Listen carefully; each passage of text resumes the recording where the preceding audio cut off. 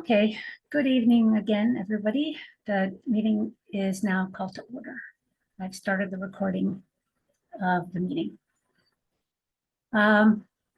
Tonight, we, as opposed to our usual practice, we don't have an invited speaker because I wanted to spend some time talking about what you all would like to participate in a discussion on what our community priorities should be going forward.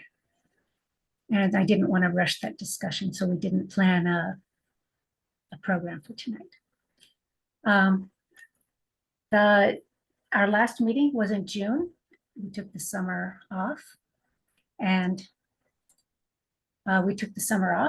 so I was hoping that we would be able to meet in person at the library by the time September came around. But all of a sudden people started getting COVID again. So I decided that we would continue meeting on Zoom. I really do miss the days when we were able to gather together and meet each other and see eye to eye. But so far we're not going to be able to do that. I posted the June minutes from the June meeting in the newsletter and on the website. Not on the newsletter, on the website. And I would like to ask for someone to make a motion to approve the June minutes.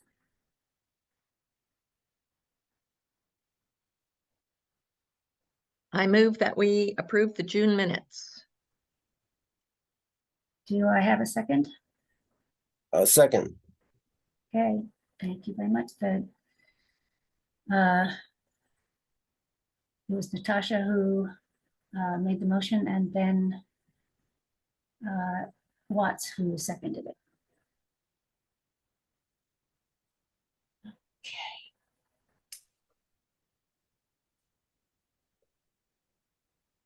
Tonight at the meeting,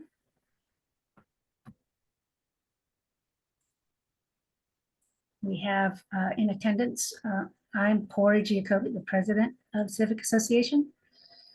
John Wall has moved to Rehoboth and is no longer serving as our first vice president. Jill Braun, I think I saw you enter the meeting as our second vice president. Yep. Ben Watts, you're here, the treasurer. We have our recording secretary, Nick Giacobi. You're taking notes tonight again. And Yeah. Natasha has signed on as well. So I'm really glad to have you here because I really want to have your participation in this discussion tonight. And Nick, I'm hoping that you'll be able to capture the ideas of the participants in the meeting tonight.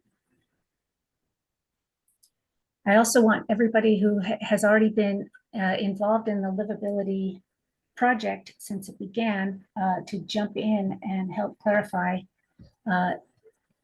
anything that you'd like to fill out in anything that I describe.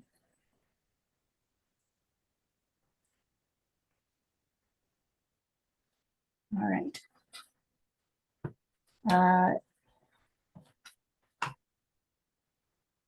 So Livability 22202 is a coalition of the leaders of the three civic associations in the 22202 area: the Crystal City Civic Association, Aurora Highlands Civic Association, and Arlington Ridge Civic Association.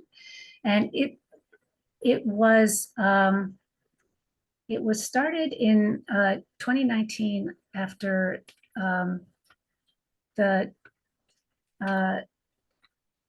the Amazon project got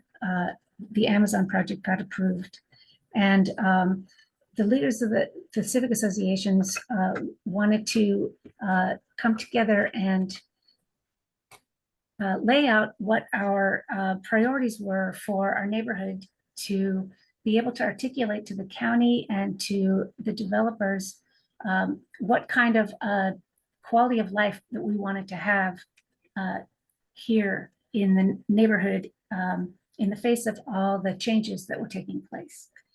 And we wanted to have more control over how some of the long-term planning for the development was going to take place and how it was going to affect us in the neighborhoods.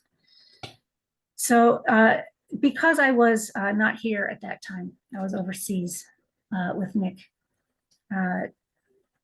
Many people have explained to us how it was started up, and so what came out of the early livability meetings was a framework that showed what quality of life we were hoping to maintain. And we wanted to avoid a situation where developers each individually develop their individual sites in a way that didn't incorporate what was happening on a wider scale long-term planning process. So there's a lot of information on livability on the livability website. And what I wanted to do was to share my screen and show you some of the slides that they had developed from before. Starting to really wish that I did have a speaker tonight. I'm not feeling very articulate, and I'm also forgetting how to find that page on my screen. Screen and share. Okay, how do I close out of this and find the other one? Oh, I remember.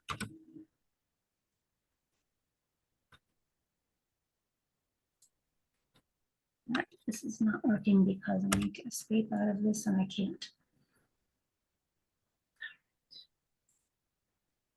Sorry about this, everybody. I want to share my screen and I can't figure out how to do it. The link is posted in the chat. The link to what? Oh, you can't share your screen? Why not? I don't know. Look, it's in the middle, at the bottom middle, Yep, and it won't share it. And you click it, it shows your different windows. I know. It shows all the windows you have open.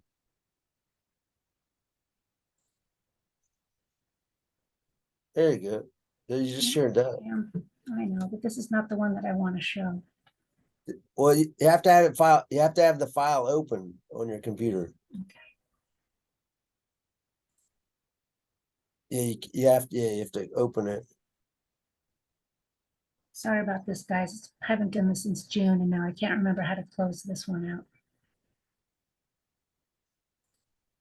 You can have multiple files open. And yeah.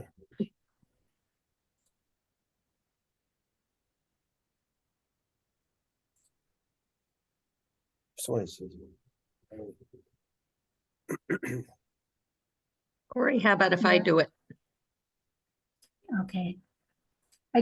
I just can't figure out how to turn off this particular window You don't need to. in order to show another one. There we go. It just worked this time. That is very annoying. That's quirky. All right. Yeah, it is, because I was doing exactly the right thing. And it just wasn't coming up. Okay. I did have it open. There it is. Okay. So this is the Livability 22202 website. And one of the things I wanted to point out to you is that one of the reasons I'm doing this exercise tonight is because the county has asked the livability group to update the priorities that were designed in September in 2019, and to have a look at how many of them we have accomplished and whether or not we've changed our priorities since then. And so several of the Civic Association leaders from the 3 Civic Association Civic Associations got together to look at the list of priorities and see if we still agreed with them and if we wanted to expand them or reorder them.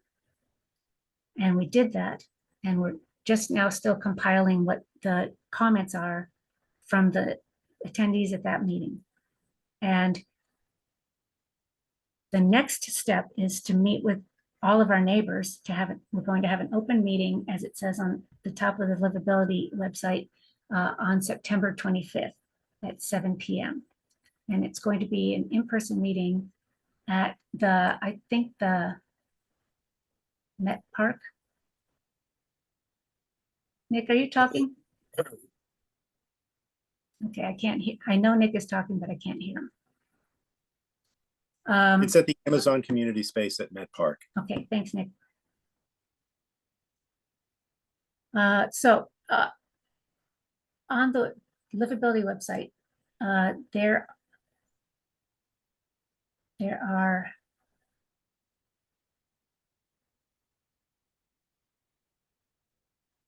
an action plan with describes what livability is, 2-page summary that talked about what the priorities were then in 2019, the vision, and then the themes. The livability themes were diverse and affordable housing, environmental sustainability, community and social engagement, transportation focus on health, convenience, safety, and environment, essential services, educational, medical, and retail, art and cultural amenities, monitoring and assessment. So essentially, as developers lay out their plans and ask for things from the community like more density in their developments, they need to give something back to the community.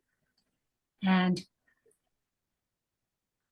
when they say that when they ask us what we want, that was the reason for putting this document together, so that we would all have a document ready with our priorities on things that we all agreed on that we needed.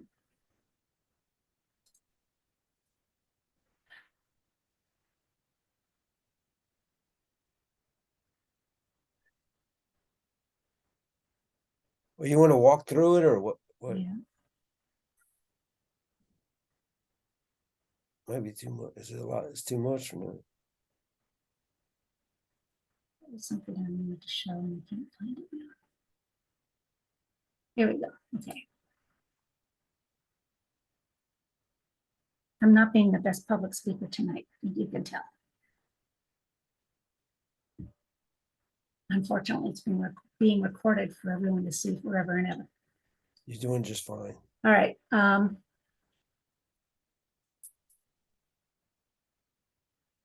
One of the priorities of the livability group was to keep in mind that the people who live in 22202 want to have a good experience when they are walking around, going to the metro, walking to schools, walking to stores, walking to work. They wanted the neighborhood to have a nice flow, and that is a planning concept that was very forward thinking. And that concept has come up in site plan review committees ever since it was articulated by the group. Okay, essential services. They wanted to be sure that the things that we are already enjoying in our neighborhood, like having a library in the center of the community, at the senior program center at the Aurora Hills Community Center, that it continues to be available to us. But a concept that was brought up was the availability of childcare and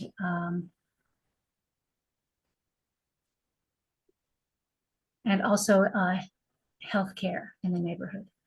And I think that in the recent years, we have in fact gotten more healthcare facilities in the neighborhood. These priorities, when they were laid out, working groups developed around these priority areas, and so there is also a housing working group that has continued to look at these needs and the need to provide diverse housing choices in 22202. And not just more housing, but different types, different styles, different income levels.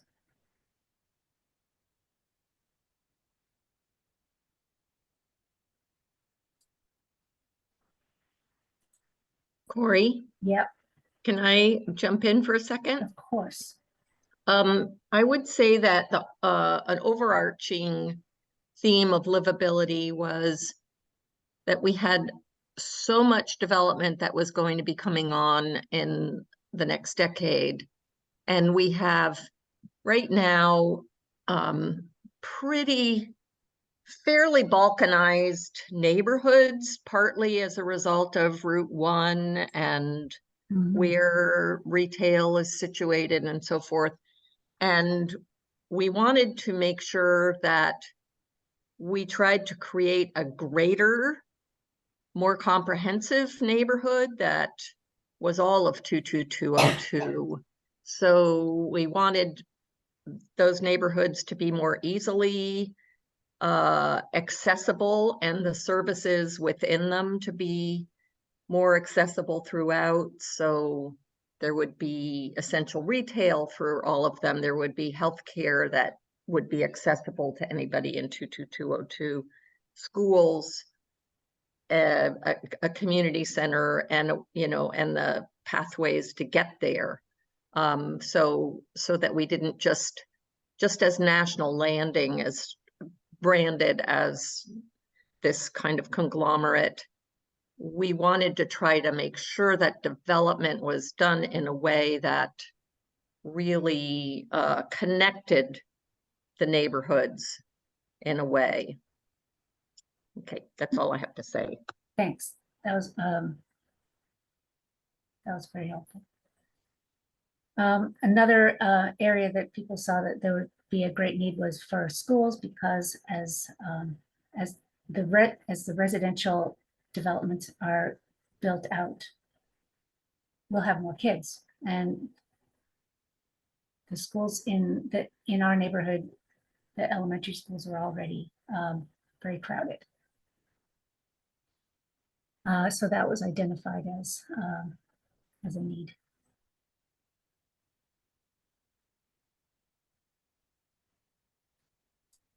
And transportation.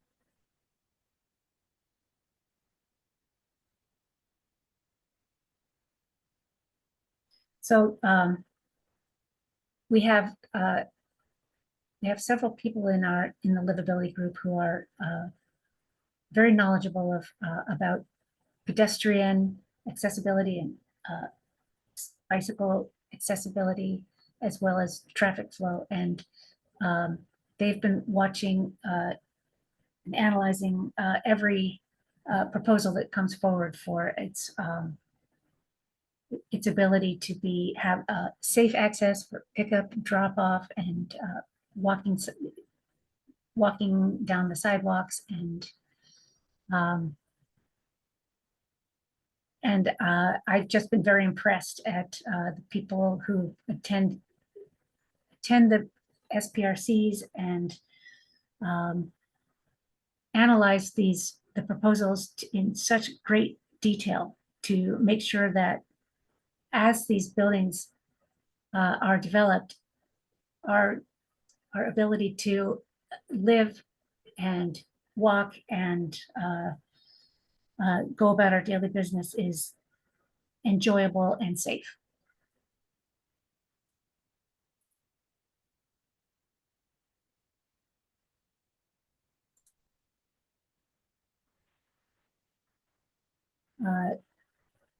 There's an arts working group that is interested in making sure that one aspect for quality of life is access to the arts, different types of the arts, and I wanted just to say that I think that the theater, the Civic theater that we've been fighting for, I believe that it's not actually going to be able to go forward. And if anybody has a better explanation of why that is, please jump in. It's in the underground, right? The Civic theater, is it? I thought So I so. haven't been. Yes. It's where the old movie theater was. Oh, gotcha. Okay.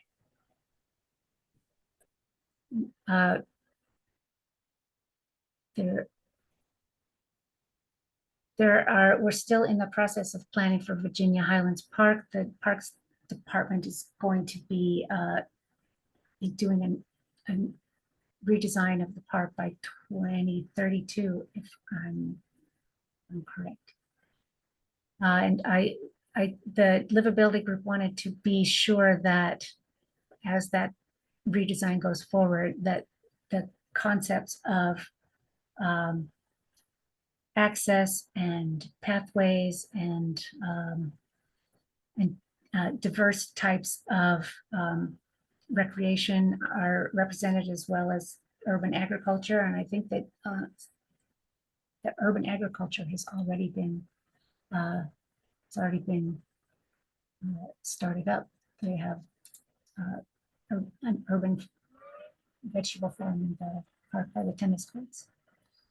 And I already mentioned walkability. So I'm not going to click on this to make it large, because that's when I have troubles trying to get it to reduce again. So when the Civic Association leaders met last week to talk about whether or not these were still our priorities and whether they should be reordered, we broke them down into 3 tiers: top tier, second tier, and third tier. All of them are important, but it was decided that one of the top priorities for our neighborhood is an elementary school and a community center and libraries. And the reason libraries is in plural is because we have a library in Aurora Hills. There is also a library in Crystal City. Is it still open, the Crystal City Library? I think No. so. No, it's been No, closed for a couple Corey, of it's years. not. Okay. Oh, you can't get in there? No. Um, And I think the Civic Theater is moving. yeah, I can't remember what the final decision was on that, or even if it is. You're right. Yeah. You're right. I had to go to Columbia Pike Library last time. Yeah. Are they gonna open So- that back up? I don't think so. They're hoping, as a part of this next, when the 1900 buildings come online, to open it, but the county has to fit it out and get it opened again. So, so the priority of elementary school, we decided that 22202 needs a new elementary school to alleviate overcrowding at Oak Ridge. And the community center, we think that the neighborhood needs a real community center that that's similar to Arlington Mill and Walter Reed, that incorporates the senior programs and increase the programming. So it might include art gallery, art studios, dance studios, places for workshops, lectures, game rooms, and have flexible meeting spaces for all different kinds of needs. And the existing library is it's a dated facility, and we think that a bigger library is needed in the center of the neighborhood, as well as a smaller branch in Crystal City. And so if the library and community center can be built in a single central location, such as at the existing site, and the current library community centers should continue operations in a temporary facility during construction. So I wanted to emphasize that these were our preliminary priorities. And the reason I'm presenting them to you today is because I wanted you to all go back and read the priorities from the website and get back to us either by coming to the meeting on September 25th and participating in the development of that those priorities, or send us an email so we can be sure that your ideas are incorporated. Second tier priorities were identified as housing, ensuring that our current current residents will be able to stay in their homes, providing access to housing for those who work in our community, providing a variety of housing types to meet the needs of residents of all ages and abilities and family sizes and arrangements, including senior housing. Provide affordable housing and housing that is affordable by maintaining the existing diversity of housing stock and developing programs that allow new residents to move in and existing residents to stay. The green ribbon is a pedestrian and bike network that is proposed to be developed over the course of the next decade, little by little, as the projects in Crystal City and Pentagon City are built out. And it's a pathway with viable landscaping that is beautiful, and wildlife habitat. The word is biophilia, which doesn't say a lot to me, but I'm always saying at these meetings that my priority is that the green ribbon doesn't just have temporary potted plants and paintings of plants on planters, that there's actually native plants of all types that are planted in the ground and functioning as a functioning ecosystem. So we are continuing to make sure that as developers put forward their plans, that they are considering what their part of the green ribbon will be. One of the benefits of the green ribbons is they break up the mega blocks by providing continuous connected routes throughout 22202, so that we don't end up with just straight streets with huge buildings, so that it's a much more enjoyable and healthy place to live. Another priority that we're looking at is Route 1. There's a study going on with VDOT, as you probably have heard at many of our meetings, that they want to bring Route 1 down to grade and eliminate the overpasses. But our group believes that it will be much safer for pedestrians and bicycles and for traffic flow in general, including for emergency vehicles, if we leave it the way it is. And that study is ongoing at VDOT, and I believe that they owe a report us in December.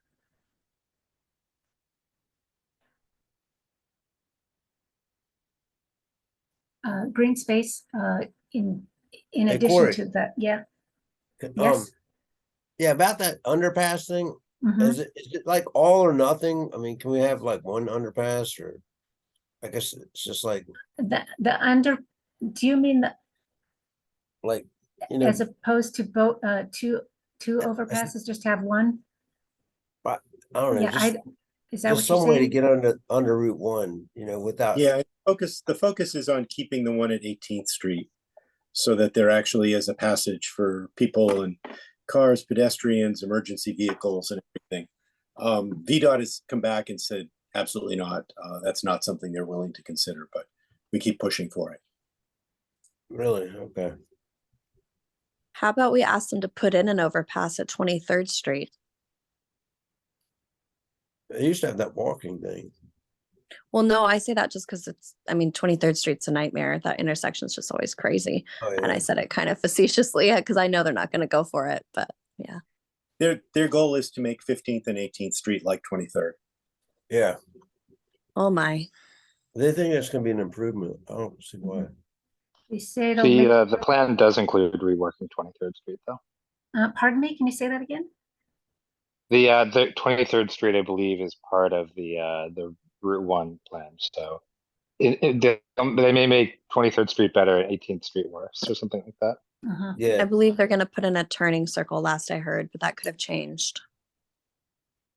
Yeah, there were our groups put together proposals in which we suggested that that there would be a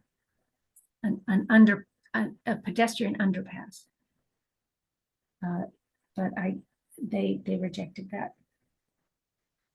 Okay, and the livability group also is interested in maintaining the vibrant commercial space that is the Crystal City Underground. And figuring out ways to bring in successful retail and to make it a place that people want to go to and have a mix of retail and arts and other facilities like museums. The third tier that we identified, childcare service, encouraging the availability of childcare at various different types of childcare service. We prioritized in the third tier a second entrance depending on city metro. This has in fact been in the works for years. And the final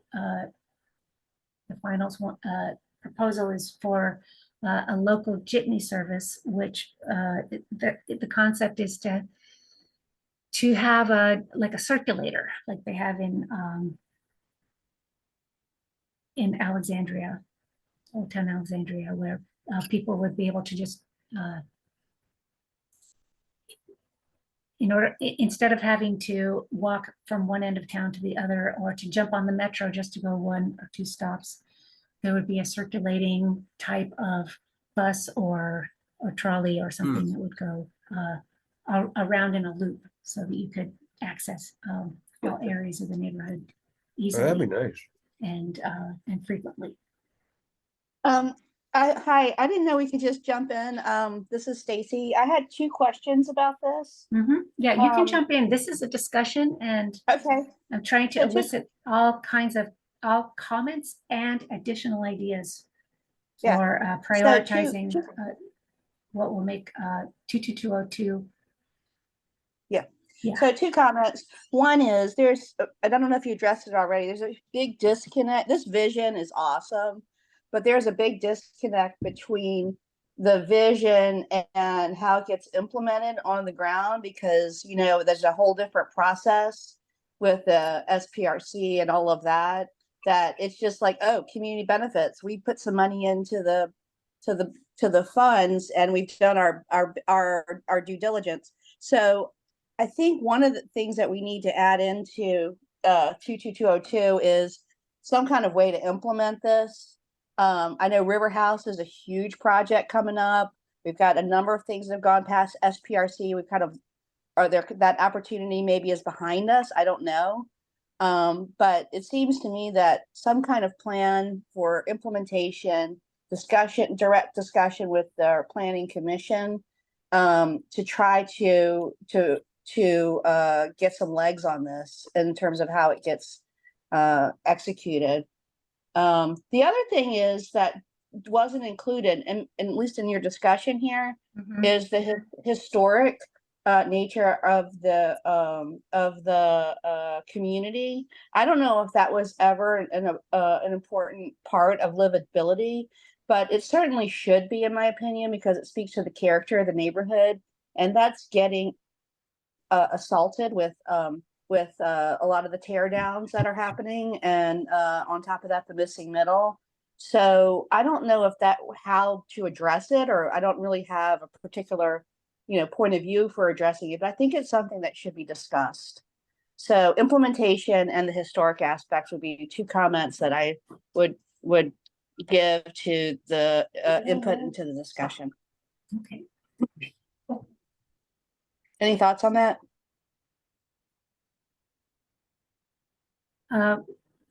Nick, can you talk to the historic Sure. designation? Completely agree with you. And that's one of the things that is continually pushed under the rug, is the fact that this neighborhood is listed as a national historic site. And so as we're seeing more and more tear downs, more and more of the fabric of the neighborhood we're losing it. And so I think that really should be something that is addressed, and we need something that we need to look out for. Yeah, And because otherwise, it'll be like, when the Americana was being torn down, all of a sudden there was concern about the historic nature of the Americana, and it had to be documented. At that point, it was gone. And I fear that that's what's happening with the neighborhood as well. And at what point does it flip and we lose the historic listing, which also causes us to, if someone is serious and wants to do a renovation of a house, it takes a long time and it's a long process, but there are historic tax credits that can be acquired as a result of that listing. And I think that's one of the things that we need to pay attention to. Thanks. Yeah, they're harder to get than you'd think. If you add on to your house, you don't get them, by the way. You can only preserve the existing. I just ran through that.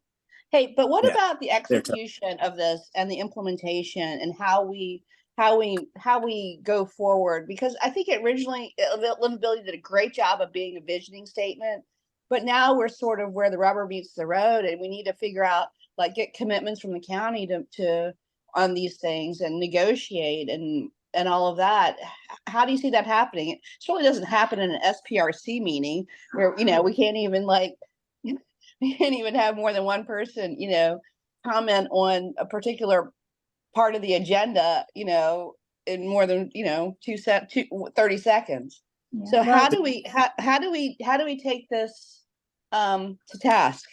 Well, I've been told that it's the county that asked for us to update this document. And I think that the Planning Commission also is aware of it and takes it into account. And the Pentagon City, Crystal City Citizens Review Council will also be having a look at it and incorporating what our priorities are into long-term planning. So two other things, sorry. One is, there's a great precedent in the Crystal City sector plan for a sort of a quid pro quo scheme for implementing community desired benefits. If this building does this, this money goes here, this gets done for the community, so that there's an idea that it all gets built together. I think I'm happy to help if there's some upcoming drafting of this thing to sort of work on that aspect of it. And I would suggest following, or at least using as a start, the Crystal City Sector Plan as a model of, like, you know, how that might look.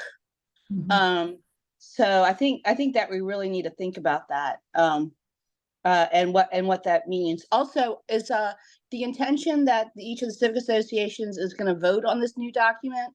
I think that's what we did before, right? I mean, it was adopted by the civic associations at a vote, and I think that gives it a lot more credibility and also gets it more outreach to everybody that's, you know, impacted by it. Is I that actually- the intent this time? I agree. I think that would be a terrific idea, but I think the county wants it way faster than it's possible for the civic associations to do that due diligence, because they want How can to. you then represent that how can you then say that it represents the civic association if we haven't voted on it? Good question. Well, all three civic associations are participating in drafting the document based on the input that we're getting from the civic association meetings and the committee meeting that's coming up on September 25th. And I don't remember anyone ever talking about taking a vote myself. The other thing I wanted to bring up is when we're talking about things that pertain to quality of life in Aurora Highlands Civic Association neighborhood, that if it's very different from what the needs are in Crystal City, Pentagon City, and the Ridge, then they're less likely to get incorporated into the final document, because it's seen as we don't have a majority voice. And that's one of the issues I have with the livability 22202. It's not an entity, it's not a group, it's a more of a concept.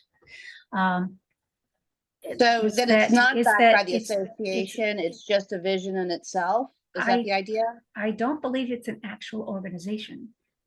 So this document, what does it represent? I mean, I thought, at least in the beginning, it was the three civic associations coming in and voting on it. And then it was sort of like, you're right, there are definitely things that we wouldn't agree on. And the idea originally, warily, was to sort of keep that light and agree on what we could agree on.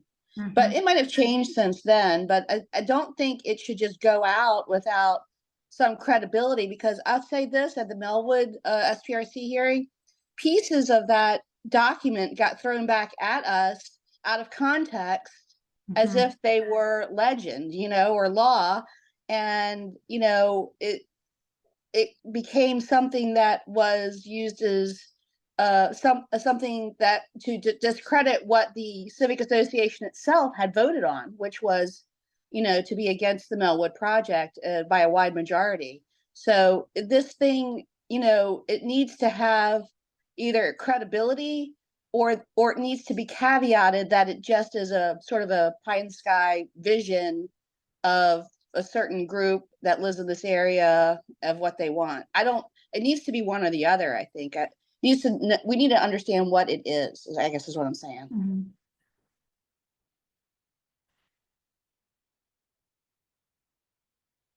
I have some hands raised, I think. Jeffrey Williams, do you have a comment? Yeah, this is Jeff Williams. I participated in the livability workshops, not all of them, a few of the open space and the housing workshop.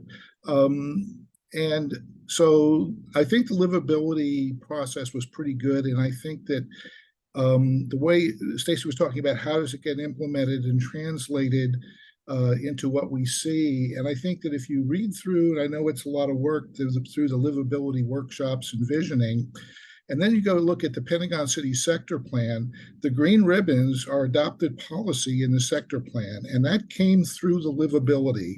The county did take seriously what we put in there. And those livability or those, the sector plan is now adopted policy for developers when they want to redevelop. So when you see developers talking about, we're going to put in a green ribbon here, we're going to put in a green ribbon there, that's the reason they're doing it. The new documents for River House, they just got put up this week, all the architectural documents, the rest of them. It's a lot of reading. If you want to look into it, you can. But what you will see is the green ribbon is there, and it's going to have to conform to the design guidelines that were spelled out in the Pentagon City Sector Plan. So I guess what I'm saying is that it takes time for these things to translate, but we do have in the sector plan, which does not cover all of 22202, but at least we have county policy. And so that will be one way we can try to ensure that some of the priorities that we had do get implemented as these projects develop. Yeah, I think that's great, Jeff. I know all about the green ribbon and everything. I was definitely involved in the process at that point. My question, but maybe behind the scenes, my question then is, how do you jump from a green ribbon, to a school, right? Or community center? These are big asks. And we don't have anything from the county that lays that out, or we don't even have a way to lay out how we'd like to see it, go down, so it's I'll respond that I think the county Yeah. is in fact asking us with the Pentagon City, with the River House redevelopment, which is the biggest parcel in the area. They know that they can make asks of the developer. The developer has to meet the requirements that are in the sector plan, but for density over and above that, the county can ask for contributions. But one of the things that the county is asking is, what is most important to you? We can't get everything we want. Try to tell us what you think is the most important. And I think that if that's the case, sorry to interrupt, I'll just really quick. I think if that's true, then we need to vote on it, and it needs to come from the Civic Association and have credibility, not just be some paper that doesn't necessarily represent by vote the Civic Association. And that's a big formal ask of the county, right? Well, it's going to be hard. To be able to do that. It may be hard to basically put together something that I think a consensus is what we are more likely to achieve. I don't even think we have, quote, an up and down vote. We have in the first tier, elementary school, community center, library. Some people have a vision of a joint facility. Others may have different priorities. And to be able to condense that into something that you do a thumbs up and thumbs down on. And the other part of it is, does the representation in all of the civic associations really represent all of the community? I can tell you that in the River House, which has a lot of residents, there are very few of us who attend the civic association meetings, but they are residents in the community. Yeah. So, but I don't think that discounts the idea that we should be getting outreach to the community as much as possible, I guess is my point. I lived in River House. My next door neighbors lived in River House. I lived in River House twice. So you'd be surprised at how many people live in this neighborhood that do attend Civic Association that maybe used to live there. Anyway, I think we need to, I think it would disserve to not vote on it, in my opinion. There is that meeting coming up, Right. and we have also talked about trying to get a survey out and about so that we would get a broader cross section of the neighborhood than just how many are here tonight, like 18 people or something, I agree with you, Stacy. It would be great to have a more composite voice. And so I would urge you to attend the meeting that's coming up. My thoughts exactly. Yeah, I'll attend, but I'm gonna say this is a prime issue on this is execution and the, Yeah, that's not whatever. up to The back- us though, because all you're going to get is some guidance to the developer from the county about Well, what. maybe we can do better than that, or at least try to, that's what I'm saying. The Crystal City Sector Plan had a good example of how to do that. But anyway, I'm sorry, I've taken up way too much time. I'll still attend on the 25th, but my comments won't change. Thanks, Stacy. I'm consistent Rachel, that way. Rachel, I see that you've had your hand up for a while. Would you like to? Yeah, just a few quick thoughts. One, I agree that it would be good to vote on something and to try to put forth a consensus. I think part of our first tier priorities could be the county actually implementing goals by working with the civic association. Like we could make that a part of the framework if that is one of our concerns, which I think it is. Um, I understand what you're saying that, we can't dictate what the county's going to say, but I agree that trying would be good. And if the county is asking us to redo these without giving us enough time to vote on them, then we can come back to them and say, you're not letting our members vote. That's not appropriate.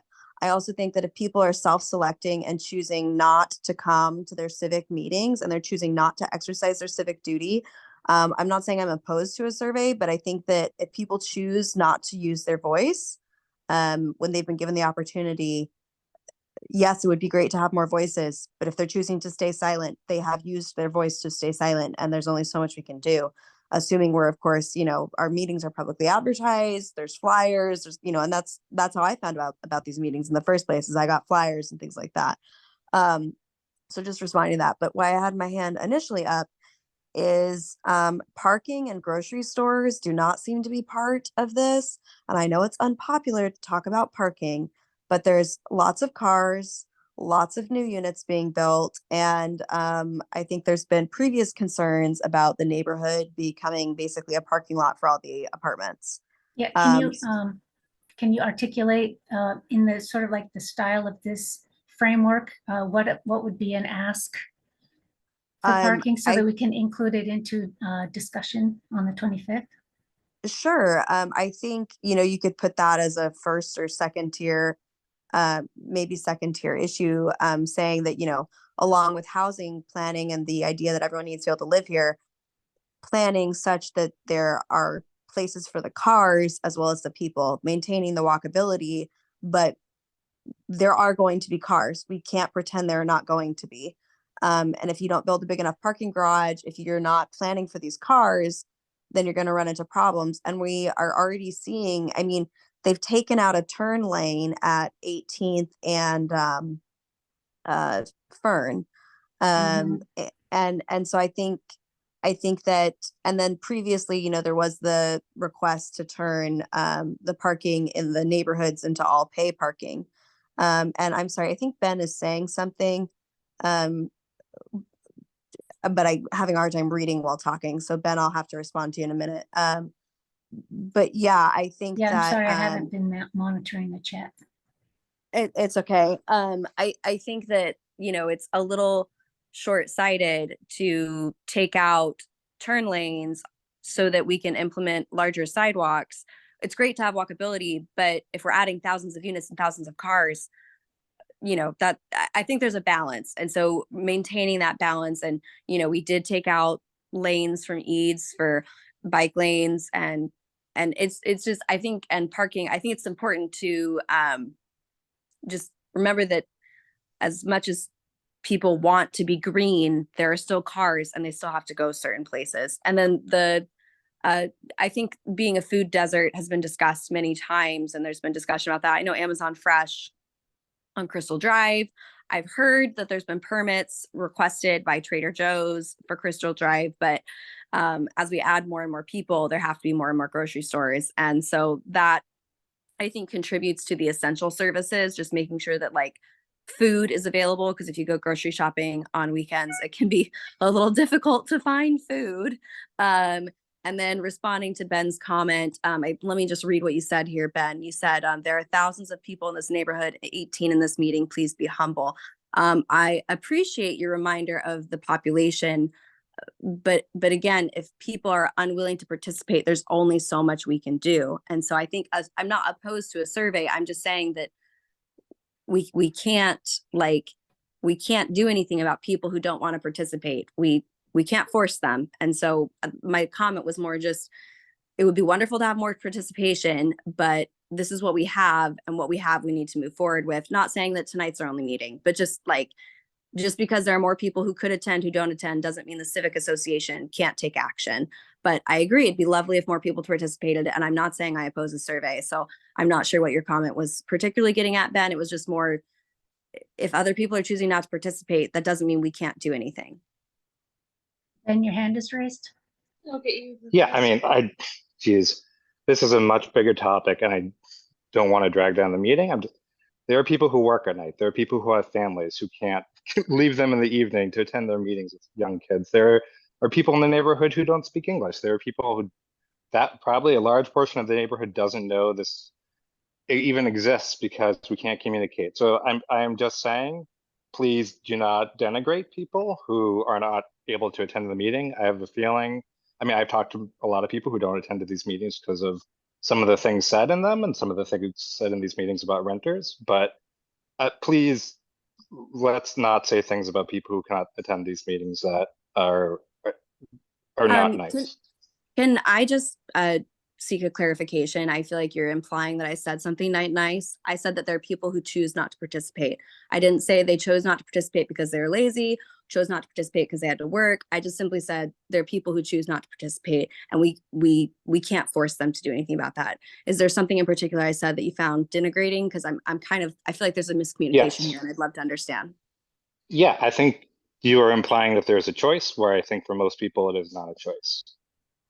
Okay. I guess I think this is a particular topic that I don't want to derail the conversation right now, because it's not exactly on topic.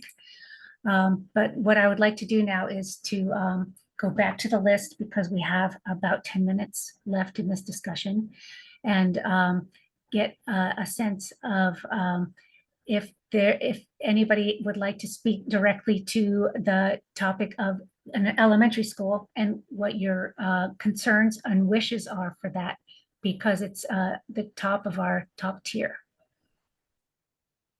And Ben, you were on the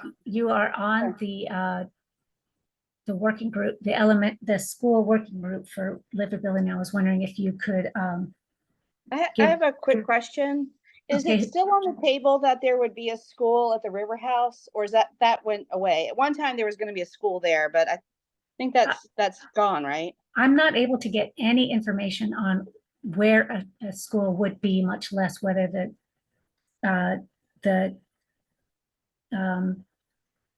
whether the county thinks that we even need a new school.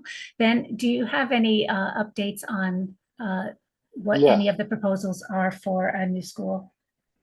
So I'm the co-chair of the Livability Schools Working Group, and we've had a number of meetings over the years with APS. I mean, the county currently does not think we need a school, at least not in the short term. And we've talked, so APS, right, sort of reserving the right for the potential for a school. There's nothing in anything document says where a school would be. River House itself is fully, going to be residential and retail and parks. There's sort of a undefined land where Grace Murray Hopper Park is, that is going to be defined, I think, through the Virginia Highlands master planning process, which is going to be a lot more than just the park.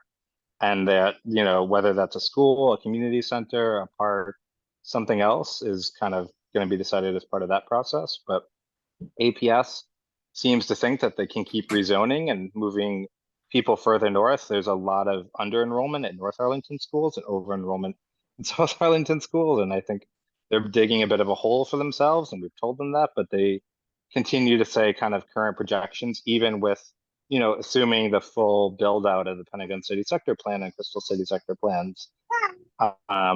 They seem to think right now there's not enough enrollment or new students that would be generated to justify a new school, but we're going to continue pushing them in that, and making clear that we do think there needs to be a new school and should be in the neighborhood, and they should consider a variety of locations, repurposing office buildings continues to be raised, but nothing is in writing, nothing's decided. How do we So feel that's about, our number one priority, and there's no support for it, sounds like. yeah, No, if there's certainly support for it from the community, I think. I mean, right? from the Creating, county. I mean, from the county. I don't, from the county, it's mixed, right? The county and APS, there's no APS, right? Is a bunch of people, not a unity. Talking with board members, talking with APS staff, I think there is a mixture. And in fact, there was a very strange document that came out a couple of months ago. They're right now planning to close one of the elementary schools in North Arlington and reuse it as a swing school, potentially for schools that get renovated or what have you. But in that document, they mentioned, well, one of the alternative approaches they looked at was a new school in their neighborhood. So it's out there. It's not shut down. It's just that APS basically has said they don't think it's needed in the near enough future to have included it in the upcoming capital improvement plan. But they've, every year we get more students, every year we have more kids living in the neighborhood. And I think we're going to keep hearing that beat because APS projections have been wrong in the past.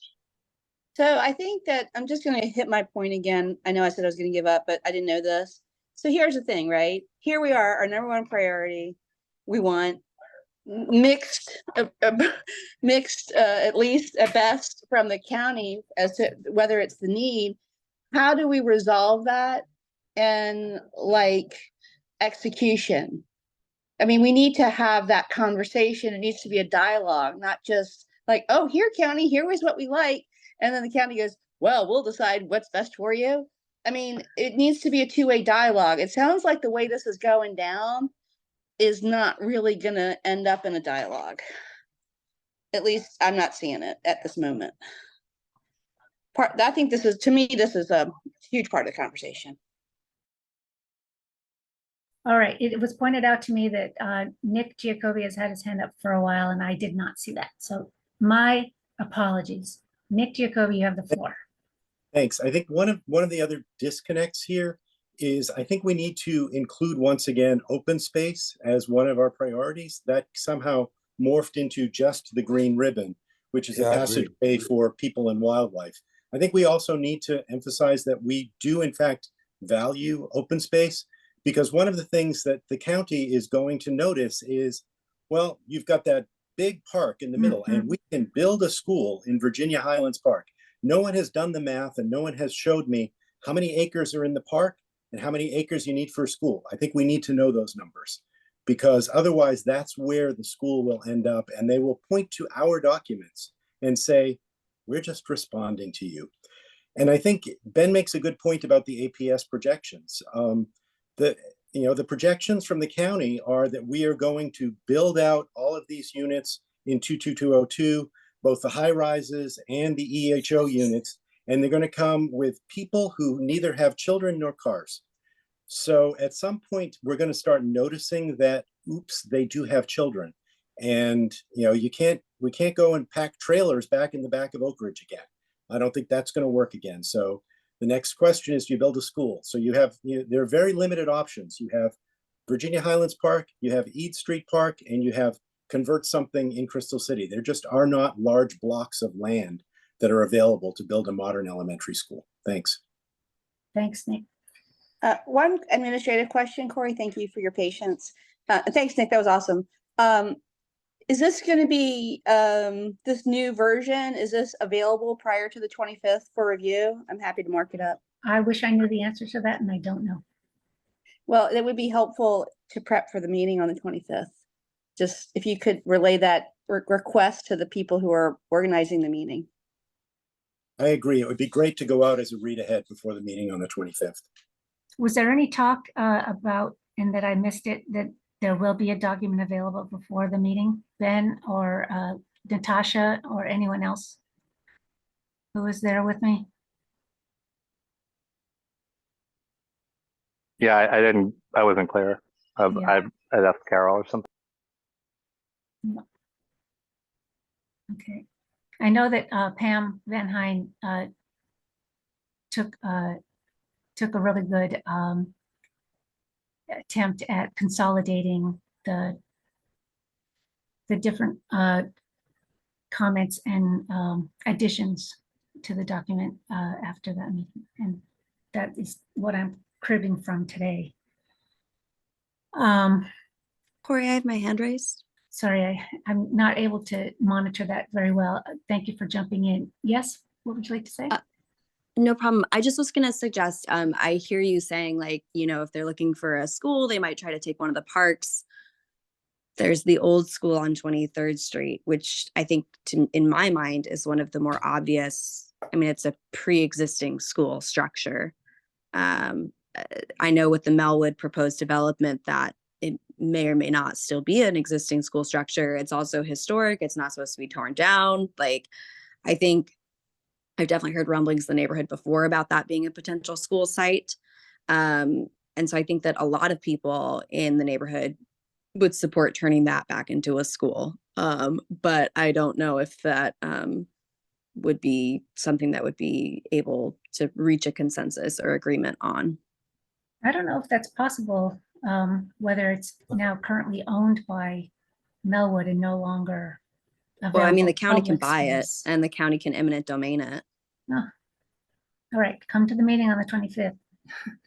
And I make see your- your note here, Nick, that the county gave it to Melwood, but they gave it to Melwood in the 80s and it was a land swap. And again, you like they can buy it, they can eminent domain it. There's opportunities there.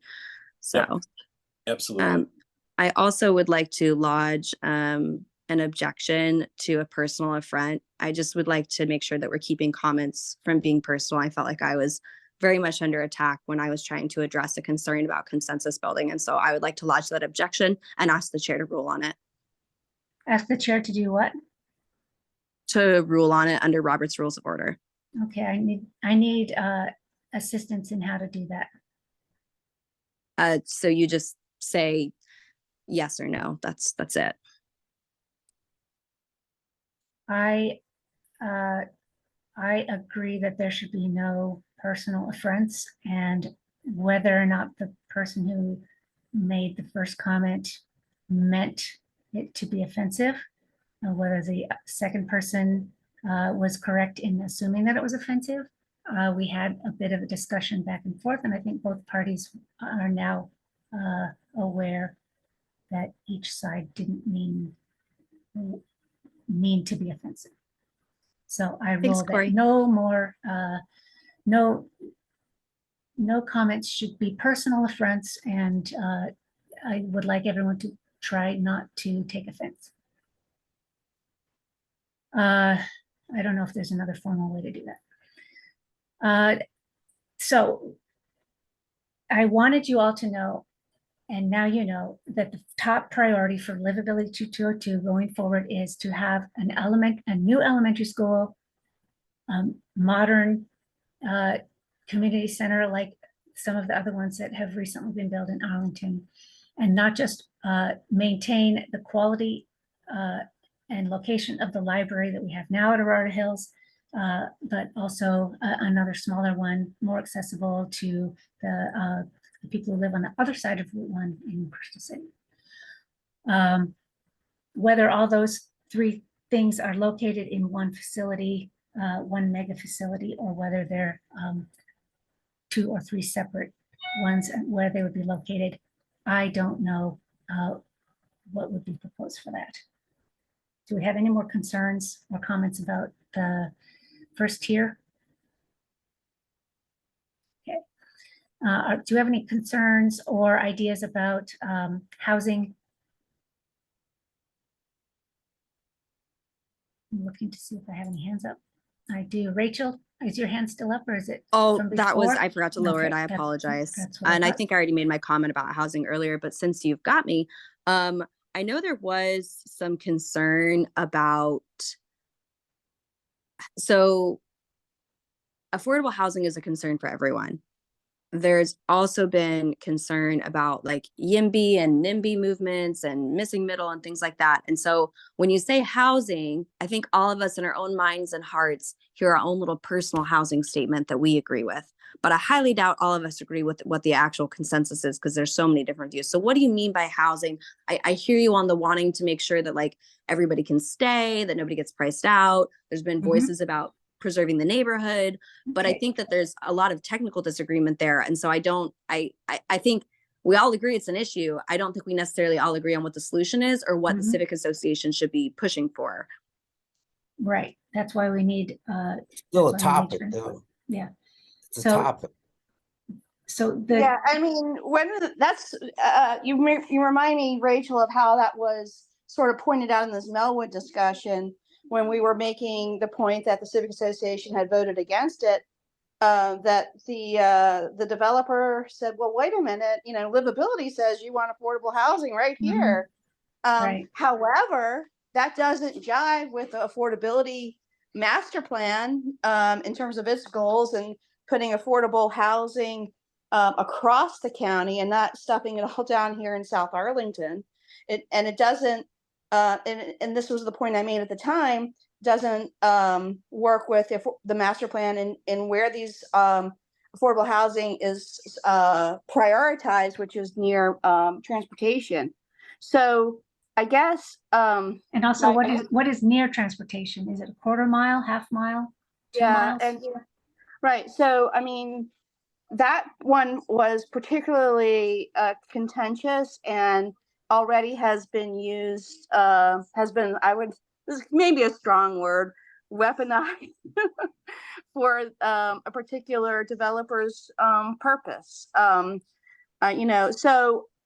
we need to be, I agree with Rachel, we need to be careful about how that is put forward, and to the extent this is not voted on by the Civic Association, we must this should be caveated that it is not the representation of the Civic Association, because that way when somebody wants to use this as ammunition against what the Civic Association voted for, we can then just say, okay, these are two different animals, they're two different documents, two Nick, do different groups. I see that Nick Giacobi's hands up. I was just going to point out that along that same argument, what we should be looking at are the community benefits. The reality is most of the projects coming to us are going to be residential. And it's kind of ironic that the community benefit that we would be asking for a residential project is more housing and more residences. So I think we do have to be careful in how we caveat and nuance it. Otherwise, it will in fact be used against us. Thanks.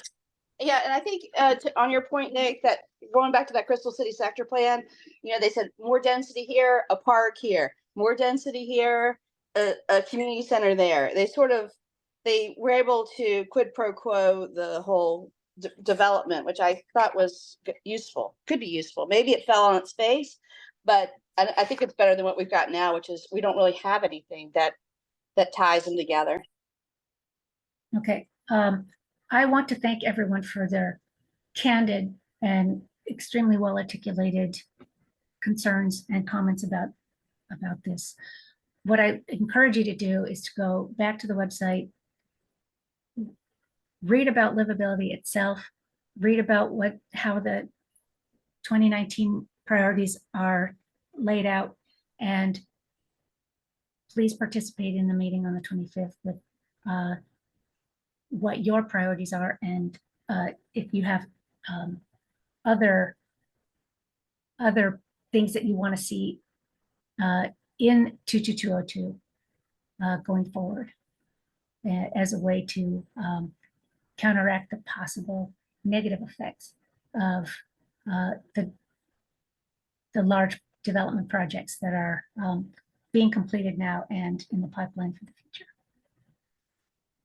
All right, I'm going to close out this particular meeting. Go back to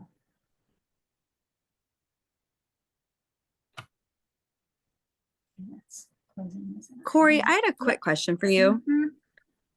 It Yes. kind of sounds like livability is in some ways great because we're like putting forth these ideas, but in some ways kind of actually undermining the democratic process, because we have these civic associations, we're able to vote things out, we're able to have that direct representation. Livability doesn't seem to have like a voting mechanism or an accountability mechanism. And so like it seems to kind of be circumventing the civic associations in a way that's actually hurting participation, because there's not this accountability. It seems to have a life of its own, and it seems like, yeah, we can go to that meeting and participate, but we're not able to influence the leadership. And so is there a way to like, do we like, I don't like, in some ways there's nothing even to withdraw from because it's not an official thing, but it just seems a little bit difficult to me that there's not an accountability. There's not a way for us to say what we want. There's not a way to vote. There's not a way to do any of that. So what are we doing, and why are we doing it that way? And why is the county not talking to the civic associations, which are the actual entities that have authority under the law, from my understanding, and is the actual way for us to participate in the civic process? And I'm a little concerned here about accountability. Yeah. I think that the livability was designed as a way to amplify our voices.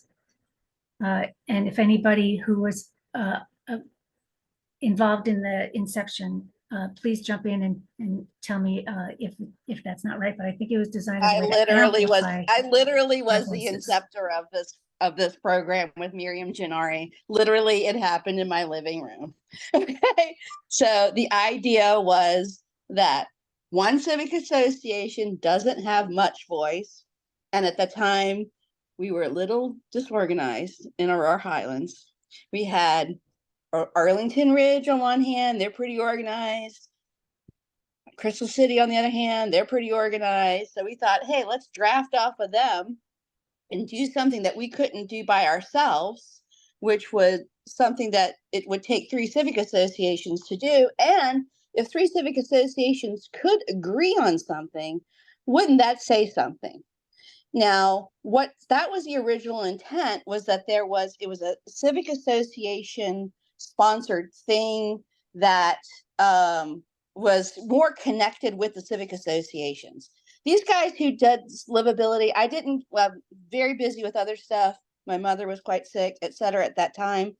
But the folks that took it on, Mike and many, many others, did an amazing job of creating a vision. I can't even believe how they did that. It was incredible to create the vision. But that's awesome. But then what happened was that it sort of left its connection with the civic associations. It was supposed to be a tool for the civic associations to have more people, more resources to create this kind of document that we could sponsor. And so it's separated itself. And I agree with Rachel, who is new into this a little bit, that look at where we are now. We don't even, it's more important than we are. We don't get to vote on it. And the county wants to hear about the livability paper, which is not even written by anyone that's being voted on by the Civic Association, so it doesn't have that background. So it's really morphed, or I would say evolved, but I would say maybe morphed from a long way from its original intent. So yeah, you got the right girl on the call for that, Corey. I literally named it 6 years ago. You know that, Natasha. All right, I don't feel that we can solve that issue right now, but I'm really appreciative that you are clarifying for us and also pointing out what the vulnerabilities, I guess, are of our civic association vis-a-vis the umbrella nature of livability 22202. I felt it myself, but I am still grappling with what in fact is livability 22202, much less how we maintain our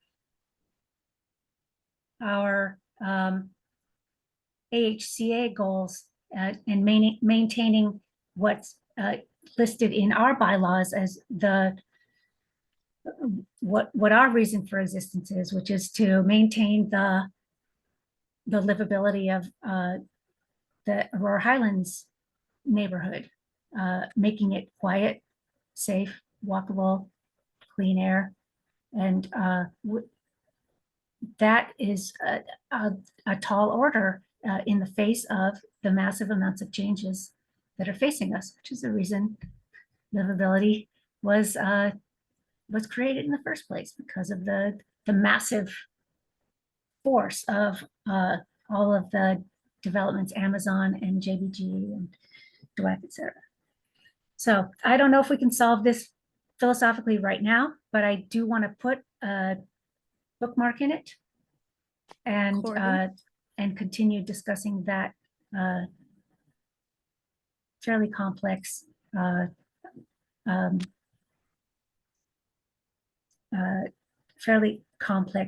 organizational Cool. yeah. Cory? I see, Rachel, you have your hand up, and I really do need to close out this discussion for now. Sorry, Yes. didn't see my hand. I would like to make a motion then. Yes, you can make a motion. I would like to motion to have this studied further and be referred to a committee to potentially look into letting the county know that we are not participating in livability 22202 due to its lack of accountability, and potentially have a letter written to the county, but we can move to have it studied Yeah. further and refer to the committee Yeah. so that we can move forward with that. Do I have a second? Unfortunately, we can't make any binding votes tonight because we don't have a Have a quorum. quorum. How many do you need for a quorum? 20. And Okay. there have to be 20 dues-paying members of AHCA neighborhood. Well, Okay. yeah, and is it each one per family?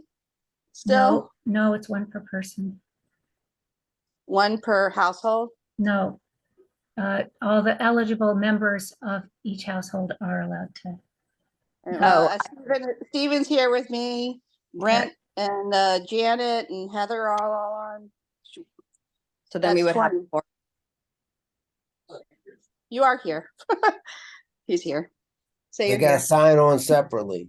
There are people on this, I believe, who are here who are not members of AHCA. We don't have a quorum, okay? That's correct. That's correct. Let's just I am drop not it. a member. This is Jeff Williams, and I think Susan is not a member, so you need to take us away. Oh, well then why have you all been speaking? I thought you had to be a member to speak. No, you don't have to be a member to speak. You just have to be a member to vote. Oh, okay. We invite all of our neighbors in the surrounding civic associations to attend all of our meetings. Just for And the record, they invite I us to attended- attend theirs as well. I live in the River House. If I cross the street, I'm in Aurora Highlands. If I cross the street back, I'm in Arlington Ridge. If I cross the street again, I'm in Aurora Highlands. I really do think of Right. myself as a Yeah. 22202 as my community. Yeah. I realize I don't vote on matters here, but I care what my neighbors think, and that's why I'm here. You No, are thanks for Miss clarifying. I just was confused. So although I don't think we can take a vote today, this discussion has been extremely valuable. And I and the other members of Livability who have been participating in, hopefully will be able to take these concepts forward with the next steps. We're All gonna right. meet up next meeting. Mhm. All right, I'd like to move on to the next section of the agenda, which is county request for comment that we have been covering over the summer while on break. We made a comment to the county that the Avis rental car facility at 26th and Eads is causing undue traffic in our neighborhood due to the fact that the entrance is on to Eads Street instead of Route 1. And we have not gotten any response from that. We responded to this. Sorry, I only have small notes. Nick, can you talk about the sewer capacity update? Sure. We have not responded. There's a draft sewer capacity report that is circulating right now, and there'll be a hearing on that coming up in the next week or so. We've put it out and asked if there's anyone who is a qualified engineer in the neighborhood who can give it a look. Basically, in summary, it says that we do have sufficient capacity. The pipes just need tune-ups and relining, but that there will be a 27% increase. So a couple questions are, does the sewage plant have 27% extra capacity? And, what is the plan to get to that? And as Ben pointed out, since we do in fact host that in our neighborhood, does that give us 27% more scent when it's actually completed? So there's a lot of work to be done on that one. Thanks. Is that Nick that was talking? Yeah. Yes, it was. Yeah. Nick, you're on SUFED, right? You're on the board there? Is that? No. Mm-mm. Oh. So Fed, Nick. I'm in you- Civic. Oh, Civic. Yes. Yeah. Yeah. So those folks hear may have resources for us. Okay. Jackie, they did a lot with stormwater. Mm-hmm. Last couple of years, Jackie Snelling. Yeah. That's a good If there's point. anybody that knows anybody, it will be her. Mm-hmm. That yeah, and I'm supposed to talk to her tomorrow. I can ask her. I have to talk to her tomorrow. Okay, that sounds great. Thanks, Stacey. Yeah, I'll let you know. Okay, Okay. continuing down the list, we were invited to comment on an environmental assessment done by the MWA, Metropolitan Washington Airport Authority. The environmental assessment of improvements that they're planning to make on the roadways and building structures. Our community comments are located in the documents section of our website, AuroraHighlands.org. Matt Matusek requested that that I name a representative to the site plan review committee for the River House development, and Nick has been very attentively following this, so he has agreed that if I name him, he will take on that role. There was a request for a comment on 1900 Crystal Drive, the alleyway and access to the alley and access to the site. We provided through Pam Van Hein comments on that. Crystal City, the CC to DCA, Crystal City to DCA public meeting to discuss it will be on September 19th. Trying to read my handwriting, Nick's handwriting. September 19th from 5 to 7 p.m. at the Aurora Highlands Rec Center. Nick, am I right that that's the same thing as the MWA environmental assessment, the CC to DCA? No, two different things. Oh shoot, can you clarify, please? MWA environmental assessment was their road network. They're building thousands more parking spaces and garages and building themselves a new headquarters because they don't like rented space in Crystal City. Then what's the CC to DCA meeting on the 19th? CC to DCA is the bridge connector, the pedestrian bicycle bridge connecting from the VRE station to the metro. I had conflated them. Thanks. Yeah. Okay, there's going to be an online public meeting with the River House. Is this the county meeting on River House? Yes, it's Yes. The county has decided that they want to, before the whole process starts, have an online opportunity for people who did not attend this summer workshop. Right. So that will be on the 21st from noon to 1:30. Did that go out through the 4DA? Was that announced at the I believe 4DA? so, and I think in the newsletter also.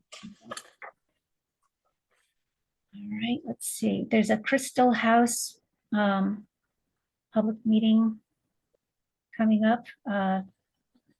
The developers asked for a lot of site plan changes to Crystal House 6, and we had asked that they hold another SPRC, but the county deemed that it does not, the changes do not meet the need for another SPRC. There will be a public meeting, but I don't know the date, so look for it on the 4DA listserv. All right, so anything that we write letters on, comments on all of these projects are available, whether it's a livability 222 joint letter that all 3 civic association presidents have signed, or whether it's just something from AHCA, it will be on our website, aurorahighlands.org, in the document section. Heather Spence, are you still on the line? Yes. Can I call on you now to talk about what is happening with the Quiet Skies Coalition to address airport noise and the proposal to increase flight traffic at National Airport? Yes. So there is a group of which I am part that is called the Arlington County Quiet Skies Coalition. Did I get that right? So yeah, I think so. Along those lines, right? So we have met. We are also corresponding by email. Basically, what we're doing is we're looking for opportunities for engaging and better understanding airport noise from National Airport. My role in the group is largely as a noise expert. And one of our main priorities, which has a near-term deadline by the end of the month, is to provide feedback, commentary to the FAA call for input on their revision of their noise metrics. And the noise metrics are a really important thing to be paying attention to, because if you measure noise a certain way, you could say, well, you don't have any noise. And in reviewing it, there are some issues. If you are averaging noise, then you're not getting the peaks. And also if you're averaging day and night, and you have different numbers of flights day and night. So it's an interesting, there are a lot of interesting bits there that really require some technical critique. So we're working on that. I will say that it has been clear from our initial conversations that there are some different needs depending on the neighborhood that people are in. In our neighborhood, we have not only the noise from flying airplanes, we also have noise from airplanes that are preparing to take off. And a lot of the issues that I have heard myself and have heard other people complaining about, especially recently, are actually very tonal noises from those airplanes. So one of the things I am working to do is see if there's some way to get some kind of metric or some kind of included, or if not that, some kind of study to show not just the noise level, but also the frequencies and the tonality of the sounds, because that we know from scientific research to be very important for how we're perceiving and reacting to those. So that's a bit about what we're doing with that group. There are other things that we're doing too, but the near term is that input on the FAA call for a commentary. Thanks, Heather. And I would add, if anybody has any observations or questions about noise, feel free to reach out to me. So that's my thing that I do is ecological noise. I mostly do it underwater, but similar principles apply. Yeah, but now we're putting you up in the air. That's cool. Yeah. Thank you so much for participating on that coalition, Heather. The minute I heard about it, I called you and asked you to participate, and you had already seen it and had already joined. So I'm really glad that you're involved. Okay, does anybody have any questions for Heather? Because I know that she's going to run to put her kid to bed as soon as I let her go. And I see two hands up. If you have your hand up because you're want to talk about the Airport Noise Coalition. All right, seeing none. Heather? Not me. Okay, Heather, you are dismissed. I do actually have a question for Heather. I just wasn't go sure for the it. time because there were Okay. two other hands. Sorry. So I know like if you're out by Dulles and you're in the flight path, you have to like sign an acknowledgement that your house is in a flight path, like when they sell it. I don't know the laws around that, and I could research, but I thought you might know. It's my understanding we're not in the flight path because you're supposed to take off over the Potomac. But if it does move, will we find out? Will that become a thing? Has there been any discussion about that? So that's interesting. And I may not know all the nuances to that question. I will say that they're not supposed to be flying over our houses. That said, as we all know, they do frequently. And a major reason for that is the wave offs. And so when they can't land, then they end up flying over our houses. And that raises a lot of questions about the safety and capacity of the airport that we're addressing. So that's the kind of quick monitoring the answer. wave offs. Whenever I hear a plane go right over my head, I grab my phone app that shows the plane and what path it took to abruptly turn away from the airport and fly over my house. And just I'm able to get at least 3 a day, three aborted landings per day, just during the times I'm paying attention, happen to be able to hear it and notice it and grab it.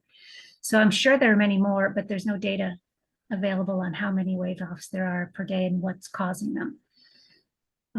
But I believe that it's because of too much traffic. And that's one of the things I brought up to that meeting when I attended. And I don't know if they're going to be able to address that, but maybe after they complete this current phase.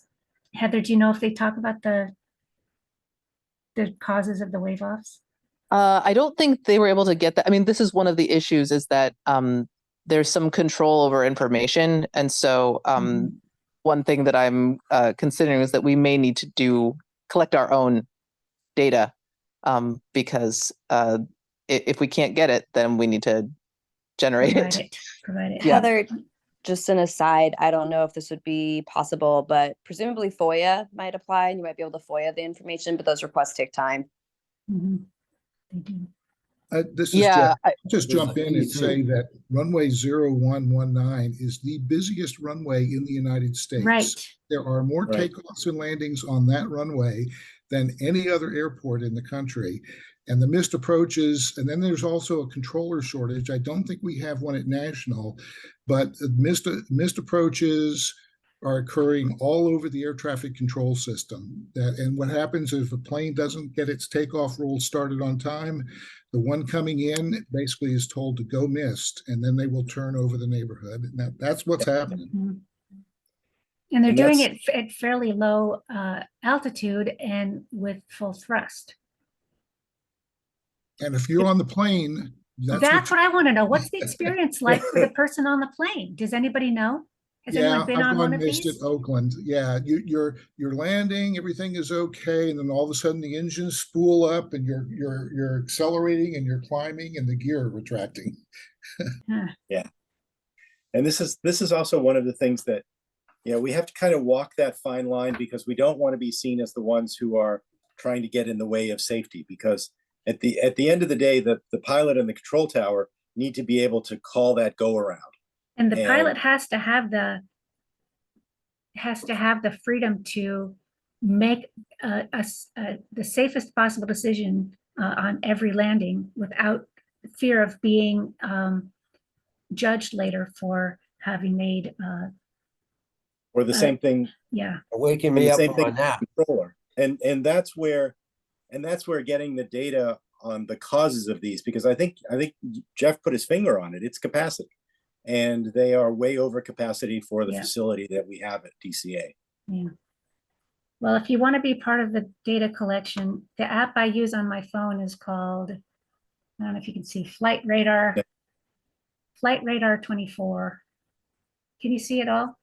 No. No. Darn Not it. really. Okay, so it gives you a map in real time of the flights that are in the sky all across the country, maybe even across the world. I don't know. When you touch it, when you touch the plane that you're interested in, it gives you its destination, its origin, its altitude, what airline it is, what plane it is. And what I do is I take a screenshot of the path that I click on the airplane. It shows me the path that it took up the river and its abrupt turn over our house. And then I take a screenshot. So all the data is there. And I have at least 3 per day ever since I've been obsessed with this project. So if you want to participate in that, the one I use is great, Flight Radar 24. Natasha, you've had your hand up for a while. Is there something you want to bring up about this or another topic? Yeah, sorry, I put it in the chat. So I just wanted to make sure you saw it because I forgot to mention it on the sewage thing. Okay. I don't know if anybody's talked with Paul Guttridge, but he works at Blue Plains, and he was the AHCA rep when the new solids master plan was put into effect for our sewage treatment plant a few years back. Guttridge, is he? Guttridge, and I can get you his email Okay, address. so he's a resident in our neighborhood? Yeah, he lives on that 31st, whatever that road or thing, that loop up above Okay, off yeah. of, yeah, 29th? 29th. 29th. Yeah, I don't know if he lives on the road part or the street part, but Mhm. Okay, that is really valuable information. And I was just talking with Nick about this earlier today. Is what I would like to have is an arsenal of people who are experts in all these different fields. Like Heather is a physicist in acoustics. Paul Guttridge, now I'm just finding out, is an expert in sewage. I'd like to find, I mean, we have an incredible neighborhood full of massively brilliant professional people in all different fields, from legislative to scientific to business to consultants. And I would like to know who we can call on to weigh in on these all of these very technical issues that are constantly facing us. I don't know who raised your hand first. Stacy Meyer, I think you've had your hand up for a very long time. Stacy, do you still have a comment?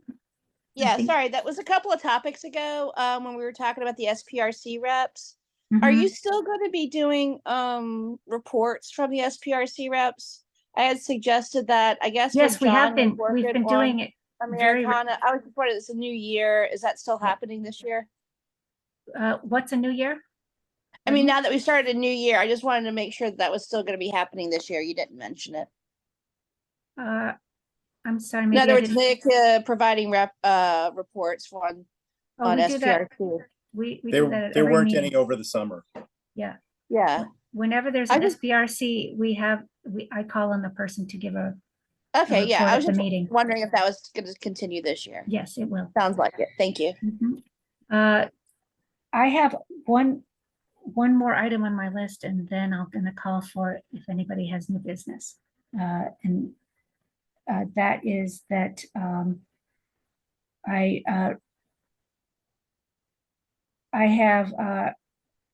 realized that we hadn't heard any news on what the Melwood development, and I haven't been able to find out from the county whether they've put in any new proposals. And so I called on Scott Gibson, who met with us 2 years ago to talk about the Melwood development, and asked if he would be willing to come and give us an update on their programs and what they've been up to. And he said yes. So I I expect that he will be joining us to give us an update on Melwood programs in October or November. Did he talk about the glove? Well, it was just a one-line email, so Okay. we didn't get into any issues. Didn't want to Okay. scare him away. Yeah, gotcha. Hey, Corey, I have my hand raised. Yes, I see it, and I wanted to get that one last thing off my agenda, and now I have the on the agenda is the last item, which is any new business. So, Rachel, you missed No, I it. wanted to go back to make a comment about what you were saying about finding the experts in the neighborhood. Oh, thank you. Yes. Yeah, I think it's great to use that expertise, especially if people are willing to volunteer their time. But I also have a question about, like, you know, they're using their expertise, but they're also representing the Civic Association and providing input. And so, you know, if we're sending them to meetings, is there, and Stacy kind of got at this with the question about the SPRC, like, are they reporting back? Are we telling them what position we want them to take? Like, obviously we need the content expertise, but content expertise does not tell someone necessarily which side of an issue to take. So I was just curious about that interplay and how we were interacting with that generally. And I know that's a very broad question, but I just wanted to understand that more fully. When we send our representative to the SPRC meetings, we find out what the issues are going to be, and we discuss it at the Civic Association meeting. We make sure that the rep on the SPRC knows what our concerns are, and that they will bring those concerns to the SPRC. And then they come and give a debrief after the meeting to So let us know what has happened and what the next steps are.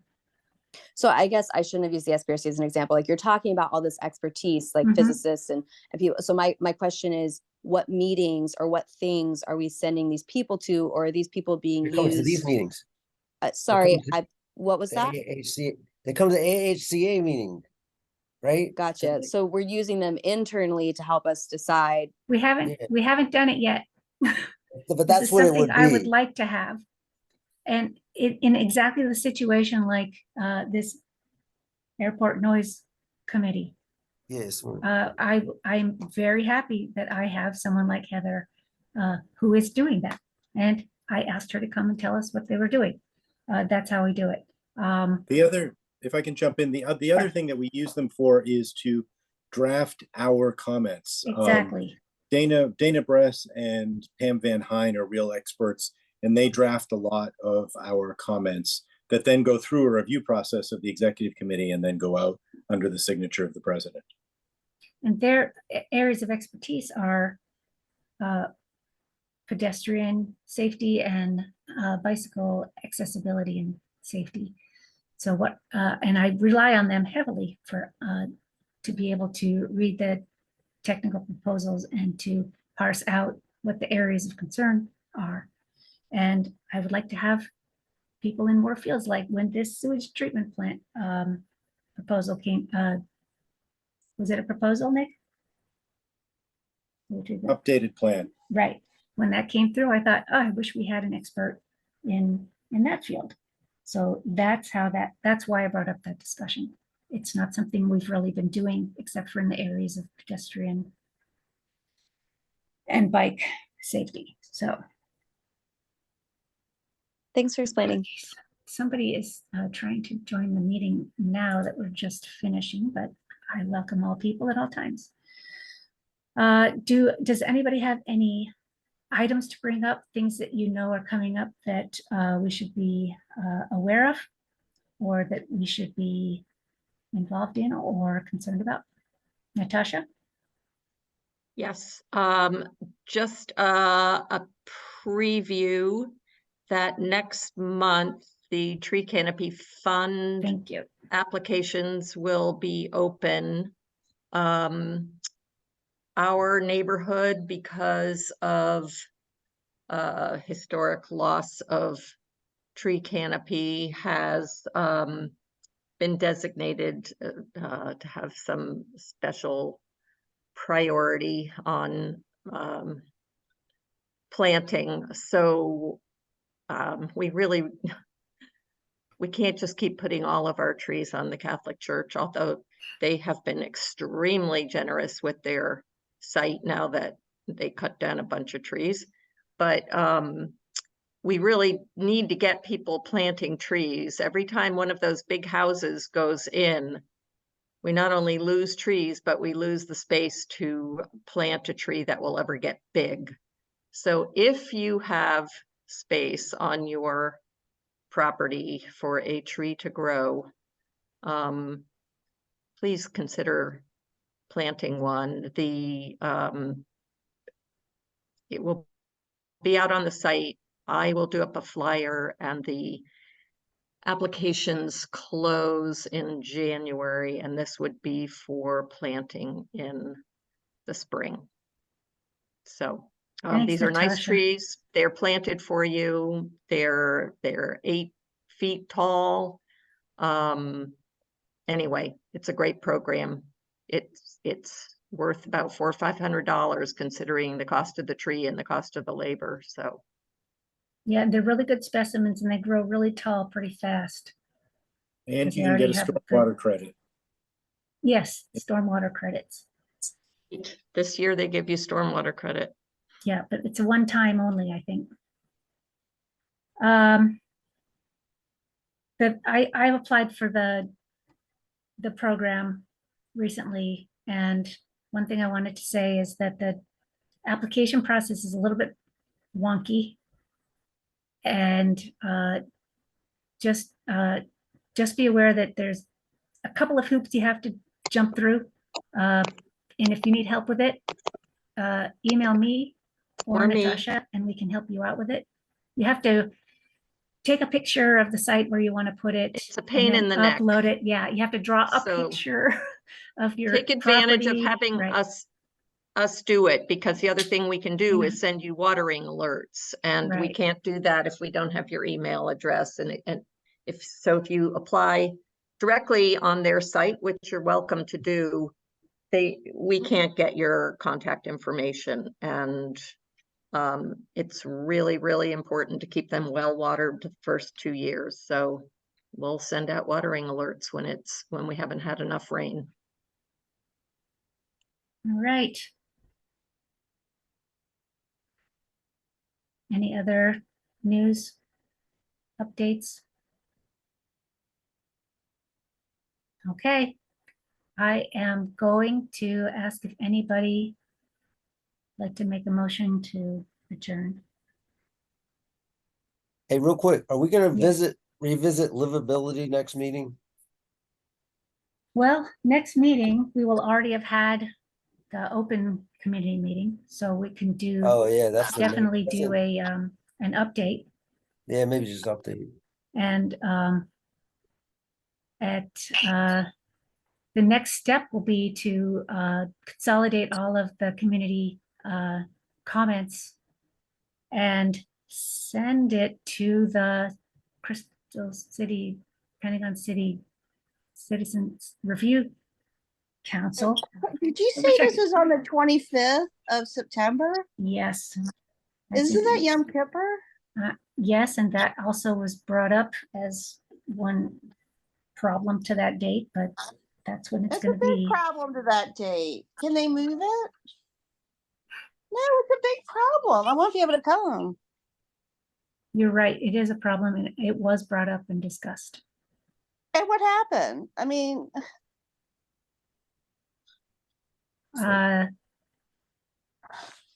Corey, they can't do that. I mean, it's a big holiday. That's like the Easter of the Jews. That's a big holiday. Yeah, does anybody know why we decided to go forward with that date anyway? I'm not sure exactly the reason. I think it may have had to do with the fact that they had a facility available at Amazon on that date. And then it was brought up. By the way, this is just the livability. I think the actual input to the county will go through the Crystal Pentagon Cities Council. So I think there's another way to kind of get input into what that priority is. Mhm.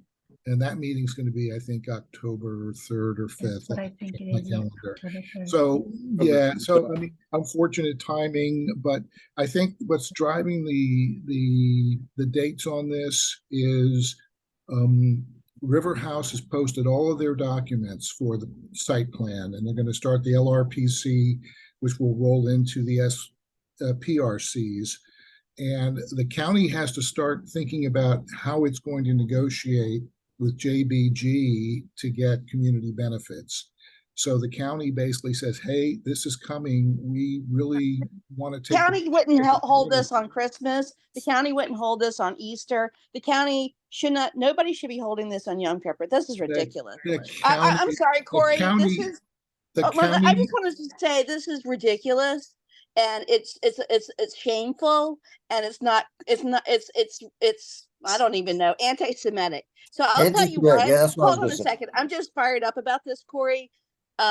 We have a document that's floating around that, you know, that nobody's voting on, as Rachel had put had indicated. And now this meeting is being held on a date where many people won't be able to come. So, you know, Okay, I'm taking your I'm gonna comments. send a note of protest. Yeah, And I'm taking. it's completely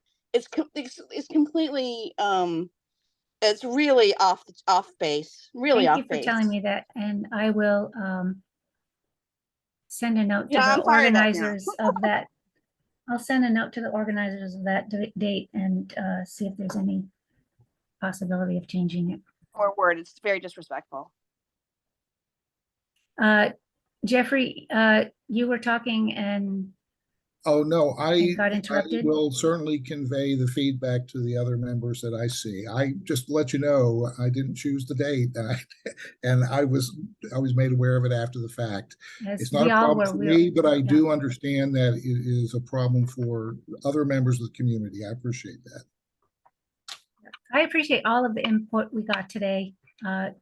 I see that a lot of people have already signed off, but those of you who are still here, I appreciate your candid and heartfelt comments to this really important topic. All right, I am now looking for a motion to adjourn. I second your motion. I think you made the motion to adjourn earlier. Thank you. I did. With that, the meeting is adjourned.